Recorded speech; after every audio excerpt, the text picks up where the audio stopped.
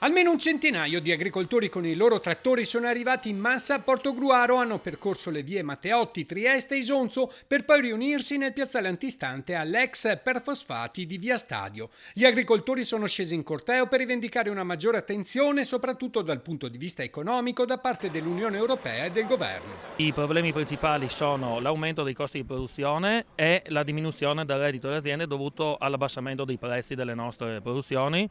E principalmente i settori che soffrono di più sono i seminativi e gli allevamenti e soffriamo di una concorrenza sleale da parte dei paesi extra UE in quanto importano derrate alimentari che non rispondono ai disciplinari di produzione europei e nazionali, utilizzando anche fitofarmaci che qua sono vietati da diversi anni, e quindi questo va a creare una sorta di concorrenza sleale nei confronti dei nostri prodotti. I costi per le nostre aziende stanno divenendo più alti dei profitti, ribadisce Biancolina. Poi nei supermercati i prodotti subiscono aumenti ingiustificati. Sì, ad esempio la soia che coltiamo in Italia e in provincia di Venezia, che è la prima provincia nazionale per la produzione, è una cultura che è OGM free, cioè non OGM, e soffre la concorrenza della soia extraoceano, brasiliana, argentina e statunitense, importata, che è al 100% OGM, e non solo si mette in concorrenza con noi, ma è anche addirittura quotata di più, dall'1,5 ai 3 euro al quintale, rispetto alla nostra soia di filiera OGM free. Gli esempi sono diversi. Ad esempio il fagiolo borlotto fresco,